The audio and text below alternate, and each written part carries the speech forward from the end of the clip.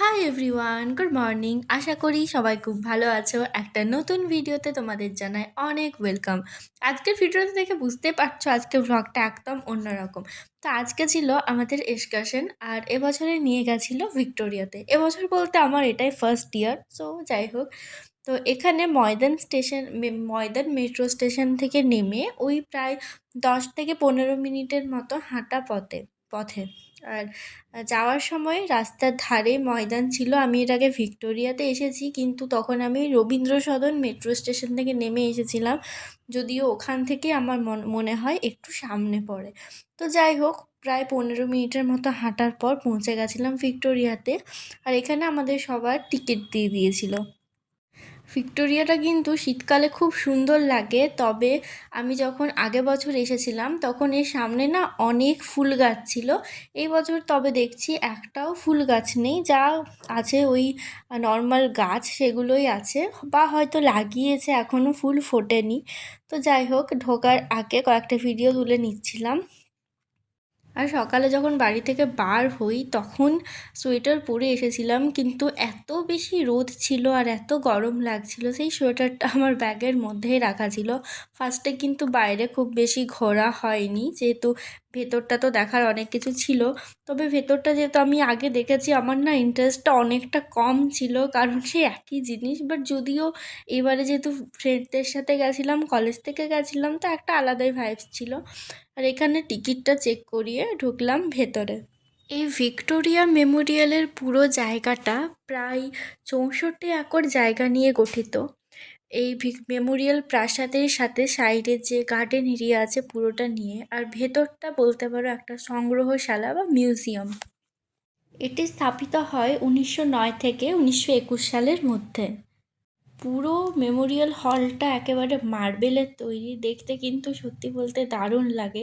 তাজমহল কখনো দেখা হয়নি, কিন্তু ভিক্টোরিয়াটা দেখে না আমার অনেকটা তাজমহলের মতো ভাইবস আসে, যেহেতু এটা একদম হোয়াইট মার্বেল দিয়ে তৈরি। আর ভেতরে না খুব সুন্দর একটা গম্বুজের মতো তৈরি হয়েছে, ওপরে একটা গোল আকৃতি তৈরি হয়েছে। আর প্রত্যেকটা দেওয়ালে কিন্তু নানান ধরনের ঐতিহাসিক জিনিস সংরক্ষিত আছে। এই জায়গাটাই বলছিলাম, উপরটা দেখতে এত সুন্দর লাগে। আর প্রত্যেকটা দেওয়াল তার সাথে অনেক কিছু রাখা আছে। পুরোনো দিনের অনেক পুঁথি, মানে চিঠি টাইপের দেখেছি। তারপর তরোয়াল, একটা কামান আছে, কোনো একজন রাজার ব্যবহৃত পোশাকও রাখা আছে, যতদূর সম্ভব সেটাও ভিডিওতে উঠেছে। আর শীতকালে তো এখানের ভিড়টা একেবারে চোখে পড়ার মতো। আমি যখন আগে বছরও আসি তখন যা ভিড় ছিল, এই বছরও কিন্তু ঠিক ততটাই ভিড়, বরং বেশি কিন্তু কম নয়। আর অনেক ফরেনারকেও কিন্তু দেখতে পেয়েছি, যারা বাইরে থেকে আসে কলকাতা এক্সপ্লোর করতে। অবশ্যই কলকাতার মধ্যে একটা বিখ্যাত স্থান হচ্ছে এই ভিক্টোরিয়া মেমোরিয়াল। তো পুরো যে ভেতরের সংগ্রহশালা সেটা দুতলা, নিচের একটা ফ্লোর আর ওপরে একটা ফ্লোর। তো এটা ঘুরে ঘুরে দেখতে প্রতিটা দেওয়ালে এত কিছু ঐতিহাসিক জিনিস, সুন্দর সুন্দর জিনিস আছে, তো দেখতে অনেকটা সময় লেগে গেছিলো। মিউজিয়ামের ভেতরেই প্রায় 1 থেকে 1.5 ঘন্টা মনে হয় হয়ে গেছিলো। আর এখানে আমাদের ম্যাম অনেক কিছু বুঝিয়ে দিচ্ছিলেন, যেহেতু আমাদের হিস্ট্রি ডিপার্টমেন্ট। দেন এখানে দেখি একটা জাহাজ রাখা আছে, ছোট, দেখতে বেশ ভালো লাগছে। আর কিছু লেখা ছিল, তখন পড়েছিলাম, বাট এখন ভুলে গেছি। ওই আমার হয় যখন দেখি তখন মনে থাকে, পরে আর ঠিক অতটা মনে থাকে না।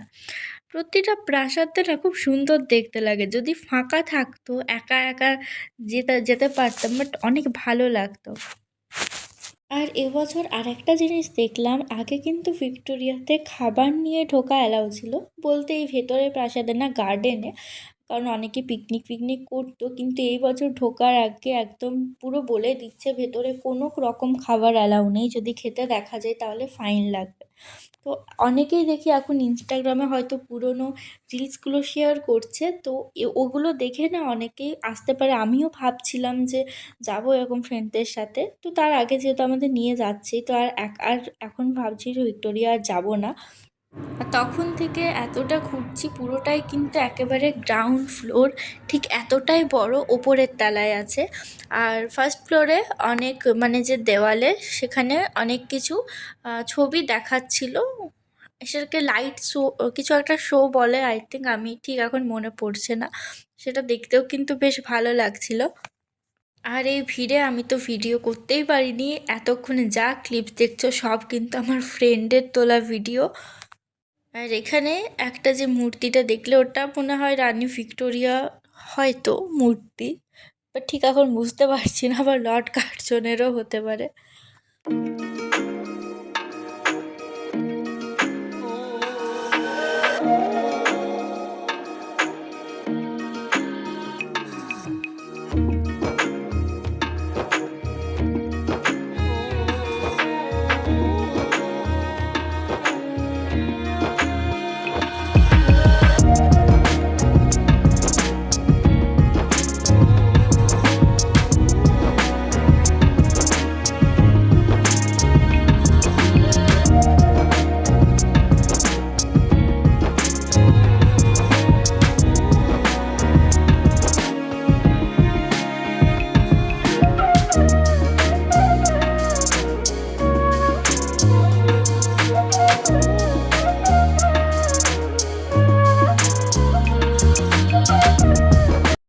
এইখানের যে জায়গাটা দেখছো, এইখানে প্রতিটা দেওয়ালে অনেক স্বাধীনতা সংগ্রামী, তার সাথে বিবেকানন্দ এনাদের তৈলচিত্র ছিল।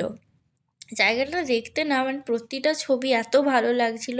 তৈলচিত্র আমি এই ভিক্টোরিয়াতেই দেখেছি, কারণ ইন্ডিয়ান মিউজিয়াম আমার এখনও পর্যন্ত যাওয়া হয়নি। ইচ্ছা আছে যে যাব, বাট কবে যাব, কোন বছর যাব সেটা আর জানি না। তো যাই হোক, এখানে যে প্রত্যেকটা চিত্র অঙ্কিত আছে তার নিচে কিন্তু পুরো ডিটেলস লেখা আছে, বাংলা, ইংরাজি, হিন্দি 3টা ভাষাতেই লেখা আছে।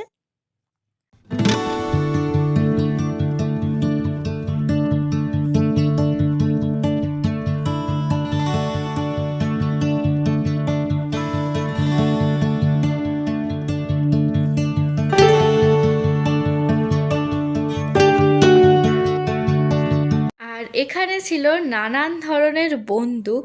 এগুলো সব একেবারে রিয়েল বন্দুক। ওই সাইডেরগুলো দেখতে ভালো লাগছিল, তার মধ্যে একটা বড় যে বন্দুক থাকে সেগুলোও ছিল, আর প্রত্যেকটা বন্দুকের কি নাম সেগুলোও লেখা ছিল।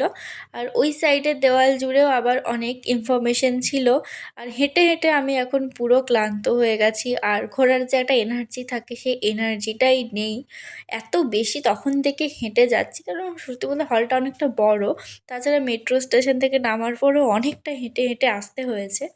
আর আমি এই দুবার ঘুরেও ঠিক গ্যালারিটা বুঝতেই পারি না, মানে এতটা বড় এরিয়াটা মনে হয় কোন দিক দিয়ে আসছি কোন দিকে যাচ্ছি পুরোটা একেবারে গুলিয়ে যায়। আর এই সেই জায়গা যেখান থেকে ভিউটা জাস্ট দারুণ লাগে। আর মাঝে যে সাদা শুধু ঘাস দেখাচ্ছে ওখানে না, আগে অনেক ফুল গাছ ছিল আমি আগের বছর যখন আসি। আর এটা যখন বার হয়ে যায় ভিক্টোরিয়ার পিছন দিকটা বেশ অনেকটা ফাঁকা ছিল, দাঁড়িয়ে কয়েকটা ছবি টবিও আমাদের তুলে নিই। নেক্সট লোকেশন ছিল এখানে একটা চার্চে, মানে ঠিক নামটা ভুলে গেছি, মানে জানি না নাম, বাট একটা খুব ফেমাস চার্চ। তো এখন যেহেতু খুব দেরি হয়ে যাচ্ছে তো আমি ভাবলাম বাড়ি চলে যাই, কারণ মেট্রোতে এরপর প্রচুর ভিড় হয়ে যায়, ওঠার মতো অবস্থা থাকে না। গিয়ে একা একা হাঁটছি, জানিও না কোথায় আছে মেট্রো স্টেশন, বাট ওকে। আর সত্যি বলতে আমি এখানে কোথায় মেট্রো স্টেশন আছে জানতামও না, আর এই জায়গাতে না একদম নেটওয়ার্ক থাকে না। তো প্রায় 3টা সিগন্যাল ক্রস করে পেয়েছিলাম মেট্রো স্টেশন। আর যে সিগন্যালের ট্রাফিক পুলিশ থাকে তাদেরকে জিজ্ঞাসা করেছিলাম, তোমরা যদি ফার্স্ট টাইম কোথাও কলকাতার জায়গা চিনতে না পারো, আমার মনে হয় ট্রাফিক পুলিশকে জিজ্ঞাসা করলে ঠিকঠাক লোকেশনে পৌঁছতে পারো। তো যাই হোক, ভ্লগটা আজকের মতো এতটাই।